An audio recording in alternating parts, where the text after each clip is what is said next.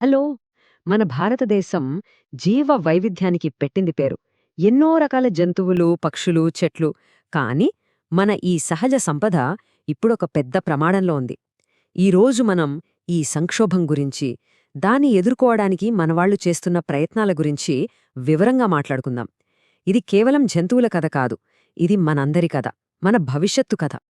ఈ లెప్చా జానపద గీతం వింటుంటేనే అర్థమవుతుంది కదా, ప్రకృతితో మనకున్న బంధం ఎంత బలమైనదో, ఎంత పురాతనమైనదో.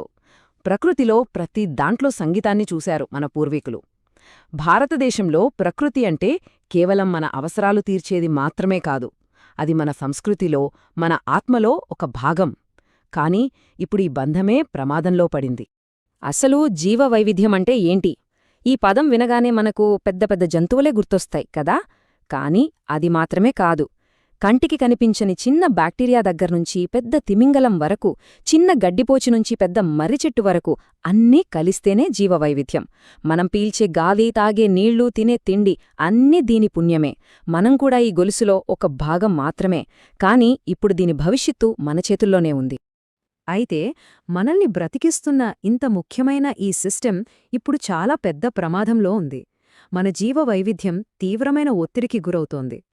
ఒకసారి ఊహించుకోండి, 20వ శతాబ్దం మొదట్లో మన ఇండియాలో పులుల సంఖ్య ఎంతో తెలుసా?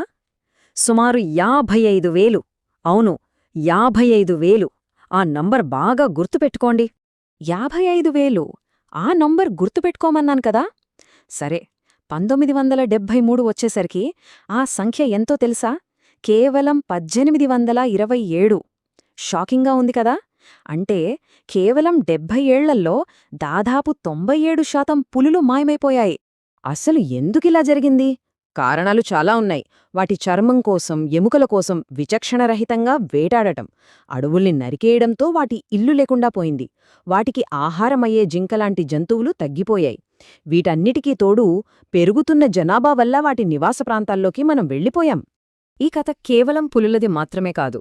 ఈ ఘరియలనే మొసలిని చూడండి. ఒకప్పుడు మన నదుల్లో చాలా కనిపించేవి. కాని ఇప్పుడు ఇవి కూడా అంతరించిపోయే స్టేజ్లో ఉన్నాయి. ఇలా చెప్పుకుంటూ పోతే ఎన్నో జీవుల కథలు. సరే, ఈ పరిస్థితిని చూసి ప్రభుత్వం ఏం చేసింది, వాళ్లవైపు నుంచి ఎలాంటి చర్యలు తీసుకున్నారో ఇప్పుడు చూద్దాం. ఈ సంక్షోభాన్ని ఎదుర్కోవడానికి ప్రభుత్వం రంగంలోకి దిగింది. 1972లో ఒక పవర్ఫుల్ చట్టం తీసుకొచ్చారు. అదే Indian wild life protection act. ఆ తర్వాత సంవత్సరమే, అంటే 1973లో ప్రపంచవ్యాప్తంగా ఫేమస్ అయిన ప్రాజెక్ట్ టైగర్ని లాంచ్ చేశారు. ఈ రక్షణ కేవలం పెద్ద జంతువులకే పరిమితం కాలేదు. 80లలో చిన్న చిన్న సీతాకోకచులుకలు, పురుగుల్ని కూడా పట్టించుకోవడం మొదలుపెట్టారు. చివరికి 1991లో మొదటిసారిగా మొక్కల్ని కూడా ఈ లిస్టులో చేర్చారు. ఈ కొత్త చట్టాల వల్ల పులులతో పాటు ఒంటికొమ్ము ఖడ్గమృగం, మన ఆసియా సింహం, భారత ఏనుగు, కృష్ణజింక, మంచుచిరుత ఇలా చాలా జంతువులకు చట్టపరమైన రక్షణ దొరికింది.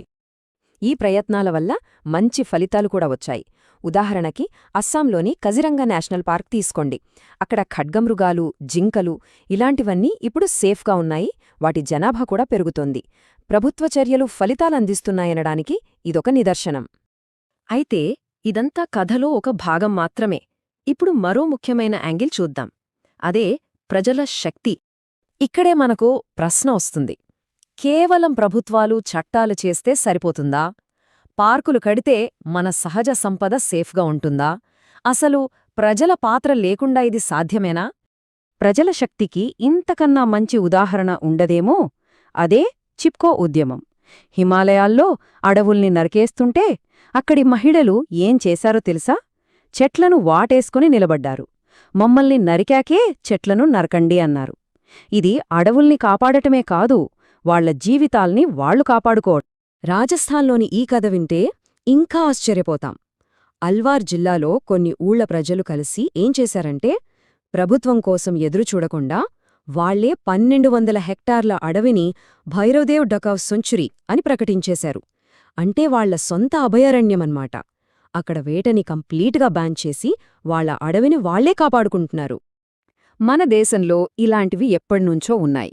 వాటినే పవిత్ర వనాలు అంటారు. అంటే దేవుళ్ళు ఉండే అడవులు అని నమ్మకం. ఆ నమ్మకంతోనే తరతరాలుగా అక్కడి గిరిజనులు, స్థానిక ప్రజలు ఆ అడవుల్ని కంటికి రెప్పలా కాపాడుకుంటున్నారు. ఇది మన సంప్రదాయంలోనే ఉన్న అద్భుతమైన పరిరక్షణ విధానం. ఇక్కడ చూడండి, ఈ గిరిజన అమ్మాయిలు వెదురు మొక్కలు నాటుతున్నారు. అంటే కేవలం ఉన్నదాన్ని కాపాడుకోవడమే కాదు, పాడైపోయిన అడవులకు మళ్లీ ప్రాణం పోస్తున్నారు. భవిష్యత్తు కోసం వాళ్ళు చేస్తున్న గొప్ప పని ఇది. సరే, ఇప్పటిదాకా మనం 2 విషయాలు చూశాం. ఒకటి, ప్రభుత్వం పైనుంచి తీసుకుంటున్న చర్యలు. 2, ప్రజలు కింది స్థాయిలో చేస్తున్న పోరాటాలు. మరి మన భవిష్యత్తుకు మార్గమేది? ఇక్కడ మనం నేర్చుకోవాల్సిన పాఠం చాలా సింపుల్ అండ్ క్లియర్. ప్రభుత్వం ఒక్కటే అన్నీ చెయ్యలేదు. ప్రజలొక్కరే అన్నీ సాధించలేరు. ఇద్దరూ కలిసి పనిచెయ్యాలి. ప్రభుత్వ విధానాలు, ప్రజల భాగస్వామ్యం, ఈ రెండూ కలిస్తేనే మన అడవుల్ని, వన్యప్రాణుల్ని మనం కాపాడుకోగలం. దీనికి ఒక మంచి ఉదాహరణే జాయింట్ ఫారెస్ట్ మేనేజ్మెంట్ ప్రోగ్రాం. సింపుల్గా చెప్పాలంటే, పాడైపోయిన అడవుల బాధ్యతను ప్రభుత్వ అధికారులు, స్థానిక ప్రజలు కలిసి తీసుకుంటారు.